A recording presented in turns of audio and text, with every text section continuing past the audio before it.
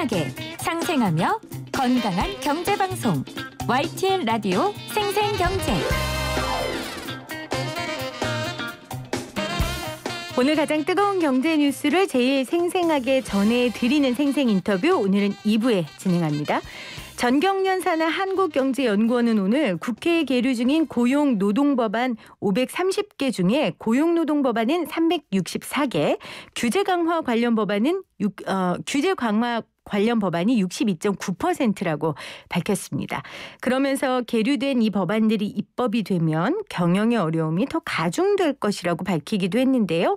팩트체크 한번 해보죠. 노동문제연구소 해방의 오민규 연구실장 전화 연결돼 있습니다. 안녕하세요, 실장님.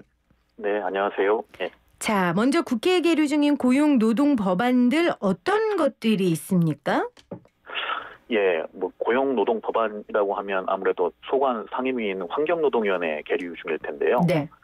현재 환노위 계류 법안은 총 538개이고, 제가 일일이 세어보진 않았습니다만은 이 중에 환경 관련 법률도 상당히 있기 때문에 고용노동 관련 법안은 약 200여 개 정도가 아닐까 추정되는데요. 네. 구체적인 법으로는 근로기준법이라든지 노동조합법, 그리고 최근에 중대재해법이 통과되긴 했습니다만 관련된 산업재해 관련 법, 고용보험 관련 법, 최저임금법, 그리고 비정규직 관련 법이나 그밖에 고령자 고용이나 장애인 고용, 이런 다양한 법률들이 지금 계류되어 있는 상태입니다. 네. 자, 근로기준법, 노동조합법, 중대재해법, 고용 관련 법안들 듣기만 해도 사회적 약자뿐만 아니라 일반 우리 소시민들의 삶을 좌우할 수 있는 법안들이 지금 많이 계류돼 있습니다. 자, 이 법안을 두고 전경련 산하 한국경제연구원이 규제를 강화하는 법안이 완화하는 법안의 7.6배에 달한다. 그러니까 이 법안이 통과되면 기업의 경영이 어려워진다. 이제 이게 핵심일 겁니다. 어떻게 받아들이세요? 이건 좀 악의적인 주장인데요. 제가 이렇게 주장을 한번 해보겠습니다. 환경 관련 법안 중에 환경을 보호하기 위해서 규제를 강화하는 법안이 그 반대의 100배에 달한다고 하면 어떻게 받아들이실까요? 이건 너무 당연한 일 아닌가요?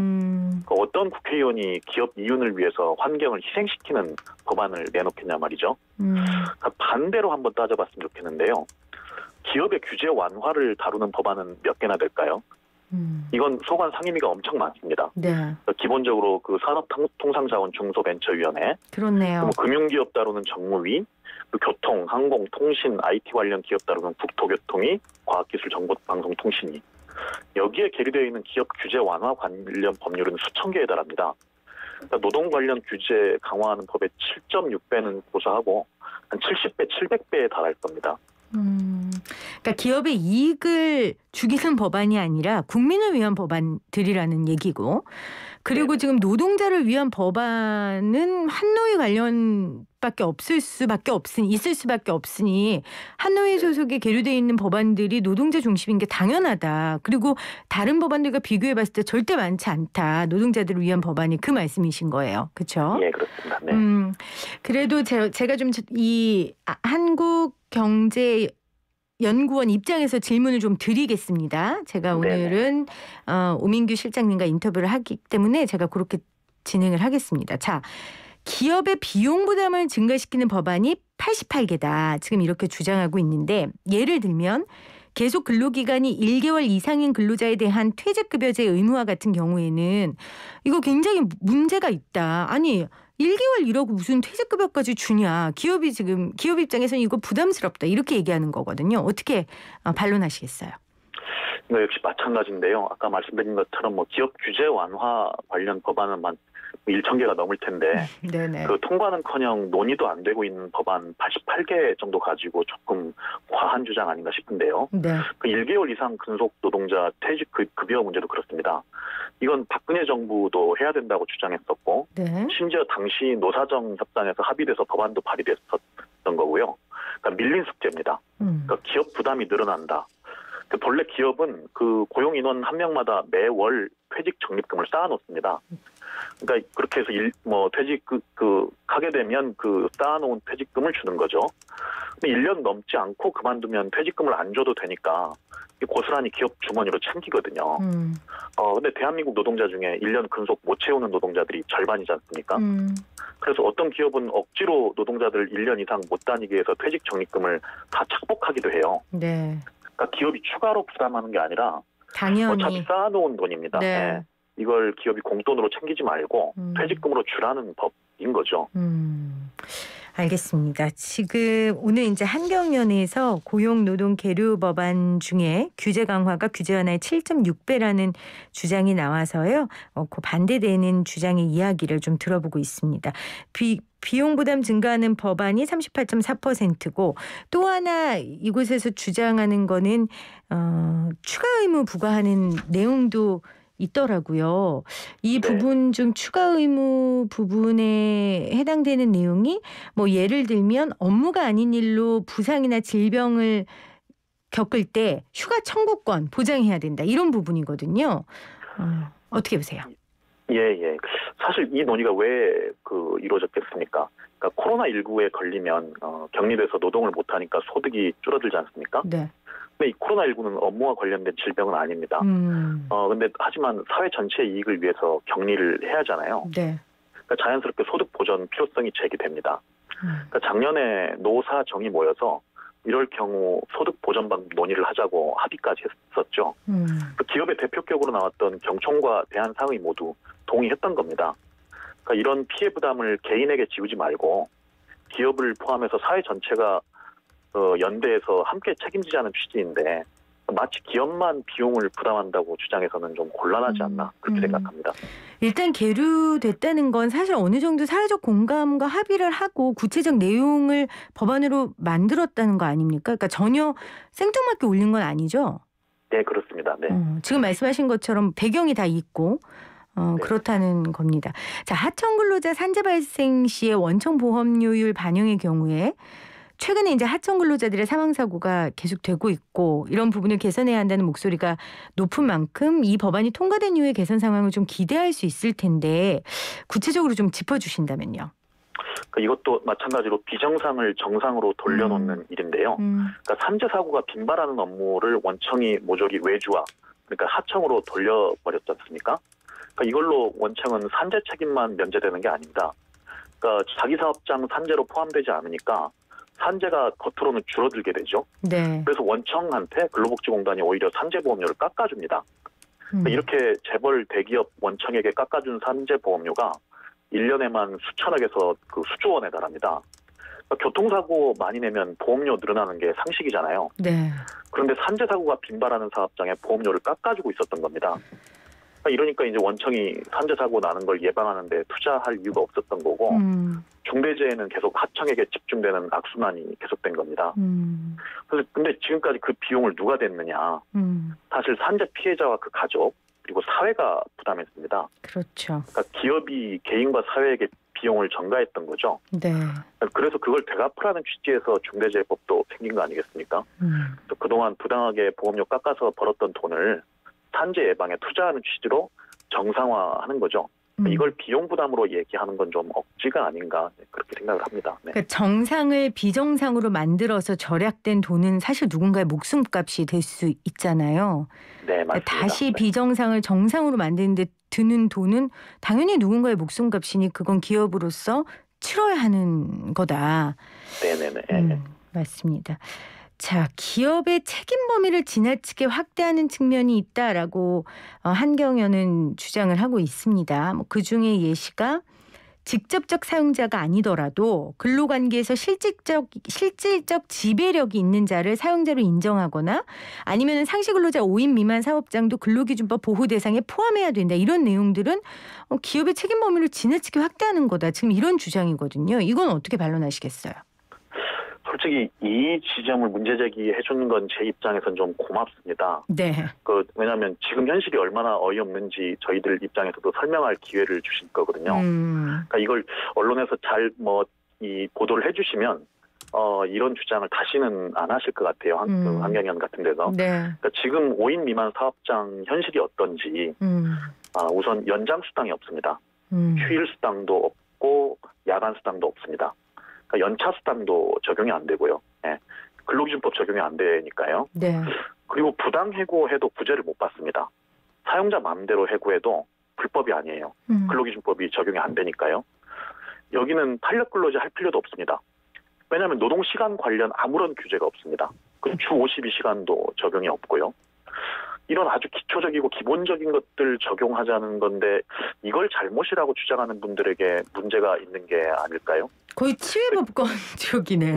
예. 자꾸 5인 미만을 빼니까 네. 이번에 중대재해법에서도 빠졌어요. 아하. 그 중대재해가 5인 미만 사업장만 맞습니다. 비정하는 것도 아닌데 말이죠. 맞습니다.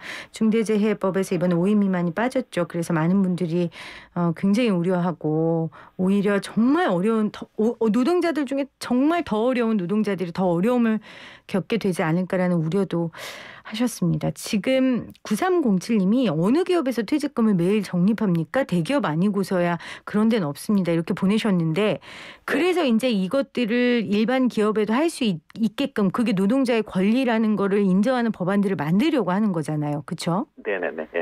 앞서서 말씀 많이 해주셨던 것 같은데요. 이를테면 이제 원청업체가 하청업체와 계약을 할 때 네.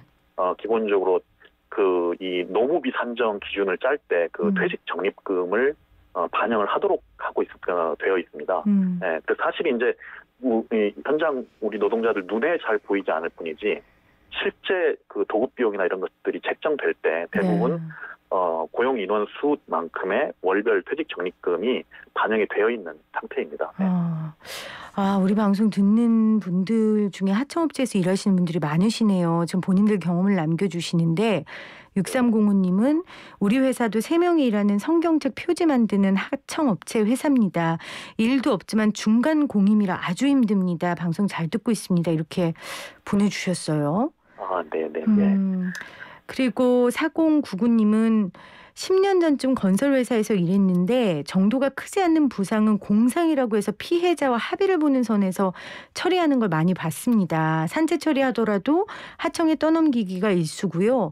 원청에서는 재해율이 공사 수주에 영향을 미치는 경우가 많아서 더 빈번히 이런 일이 일어났는데 10년이 지난 지금도 상황이 크게 변하지 않는 것 같아 마음이 많이 아픕니다. 늦은 감이 있지만 지금이라도 이런 논의가 활발히 진행되고 있는 것 같아 정말 다행입니다. 또 이런 문자도 보내주셨어요. 예. 좋은 방송 해주셔서 아마 청취자분들께서도 그렇게 반응을 해주시는 것 같습니다. 네, 조금씩 변하고 있는 건 맞는 것 같습니다. 그런데 사실 속도도 굉장히 중요한 부분이라서 그리고 계류되어 있는 법안들의 또 기업 입장에서는 여러 가지 어려움이 있다고 한경련이 오늘 발표를 하셔서 반대된 내용을 조금 듣고 있습니다. 자, 기업에 추가 의무를 부과하는 주요 법안을 한경련이 뽑으셨는데 그중에 가장 황당했던 건 뭐세요? 뭔가 평균 임금을 공시하는 게 공시하는 걸 의무화하자라는 성별 고용 형태별 평균 임금 공시 의무화. 네네. 그 남녀 간 임금 격차나 이런 것도 정기 공표 의무화 이런 것에 대해서도 뭔가 좀 비용이 더 들어간다든지 아니면 사적 보호 영역이라고 보시는 것 같은데요. 네. 저도 개인의 임금 내역, 세부 임금 명세는 사적 보호 비밀의 영역이어서 보호해야 된다고 생각합니다. 네. 그런데 사실 계류된 법안을 보면 공시를 요구하는 내용은 개개인별 임금 명세가 아니라 전체 노동자 평균 임금 수준입니다. 네네. 네. 사실은 전자 공시 시스템만 가시면 상장 기업의 경우에 모두 1년에 한 번씩 사업 보고서에 다 공시하고 있습니다. 현재. 지금 대한민국 국민 누구나 외국인도 한국말만 할 수 있다면 스마트폰으로 검색할 수 있습니다. 네. 이를테면 2019년 말 기준으로 현대자동차 직원 수는 7만 32명이고요. 그중에서 남성은 6만 6,281명, 평균 근속 연수 19.5년, 평균 연봉이 100만 원 단위까지 공시가 되어 있고요. 네. 여성은 3,751명, 평균 근속 12.8년, 마찬가지 연봉이 100만 원 단위까지 나와 있습니다. 네. 이런 걸 상장 기업만이 아니라 좀 더 확대해서 시행하자는 취지인 걸로 압니다. 이번 법안은. 네. 한국경제연구원은 재벌들이 많이 포함되어 있는 정경련과 연관이 있는 기관으로 알고 있는데요. 재벌 기업들 대부분 이런 걸 이미 공시하는 걸로 아는데 네. 좀 너무 엄살을 부리시는 게 아닌가 그렇게 생각합니다. 네. 동일노동 동일임금 너무 당연한 원칙인데 사실 뭐 대기업도 그렇고 일반 중소기업도 그렇고 작은 기업도 그렇고 노동자들 사이에 신분도 다 제각기 다르고요. 그 신분에 따라 월급도 다른 황당한 일이 기업 내에서 일어나고 있기 때문에 네. 개인의 뭐 월급이 얼마인지는 몰라도 뭐 몇 년 차의 월급은 정규직은 얼마인데 뭐 호봉직은 얼마인데 연봉직은 얼마인데 이런 것들은 좀 공개가 돼야 정당한 대가를 받을 수 있지 않겠습니까? 예, 아마 환경위원회에서도 그 임금 체계 개편이나 이런 것들을 연구하실 때 네. 그 이미 공시된 임금 데이터들을 다 활용하고 계신 걸로 그렇죠. 압니다. 네네. 예, 본인들도 활용하고 있는 데이터인데 이걸 공시하지 말라고까지 그 개개인별 뭐 데이터까지 저희들이 공개하라고 요구하는 건 아니니까요. 네. 근데 이제 거기서는 또 한경련에서는 이렇게 얘기하고 있습니다. 그러니까 경쟁 기업과의 임금 비교로 노사 갈등이 증폭될 수도 있고 동해 사업장 내 근로자 간의 임금 차이에 따른 노노 갈등 심화도 있을 수 있다라고 지금 주장하고 있거든요. 그런데 뭐 아까 말씀드렸듯이 이미 상장 기업들은 다 공시를 하고 있습니다. 네네. 네. 그래서 뭐 현대차, 기아차, 뭐 쌍용차 등등 이 경쟁 기업들 임금 비교는요. 지금도 가능합니다. 네. 지난 수십 년간 불가능했던 적이 없습니다. 네. 그런데 이것 때문에 노사 갈등과 노노 갈등이 심화되었다는 보고는 제가 들은 적이 없거든요. 그런 연구도 네. 본 적이 없고요. 네. 그러니까 정확한 기준과 이유에 따른 임금 차이라면 노동자들이 노노 갈등을 왜 일으키겠습니까? 뭐 그런 것들에 대한 거는 좀 노동자를 믿고 기업에서 이런 부분까지 너무 부담스러워하거나 보수적으로는 안 하시는 게 오히려 노사 갈등이 심화되지 않는 방법이 아닐까라는 좀 개인적인 생각도 하곤 합니다. 이제 오히려 노사 갈등이 있을 때마다 노동자들 임금 부풀려서 사적 보호와 비밀 영역까지 공개해온 게 기업들 아니었나 싶습니다. 네. 알겠습니다. 자, 6503님이 저희 동네 이비인후과에 아는 언니 딸이 조무사로 일했는데 11개월 다니니까 원장님이 퇴직금 안 주려고 자르셨대요. 그 원장님 정말 다시 봤어요. 이런 내용 많이 들으시죠? 네, 정말 자주 듣는 얘기들입니다. 안타깝습니다. 예. 알겠습니다. 자, 실장님 마지막으로 계류돼 있는 법안 중에 이거 하나는 진짜 통과됐으면 좋겠다 하는 법 있으시면 좀 꼽아주시겠어요? 현재 계류되어 있는 법안 중에 사실 이제 어제 외통위 상임위에서 ILO 협약 비준 이 동의안이 통과가 되었습니다만은 현재 여전히 수많은 특수고용 노동자들 네. 그리고 플랫폼 노동자들이 노동자로 인정을 못 받고 있습니다. 그래서 현재 노동조합법의 제2조 근로자 개념을 조금만 확장하면 그분들의 권리를 확장할 수 있는 그런 이 가능성이 열리게 되는데요. 이것 하나만큼은 좀 이루어져야 지금 이제 코로나19로 가장 많은 고통을 받고 있는 필수 영역의 노동자들, 플랫폼 노동자나 특수고용 노동자들의 권리를 좀 확장하는 데 중요한 기여를 할 수 있지 않을까 그 말씀을 마지막으로 드리고 싶습니다. 네. 오늘 인터뷰 고맙습니다. 네, 감사합니다. 예. 네, 지금까지 노동문제연구소 해방의 오민규 연구실장이었습니다.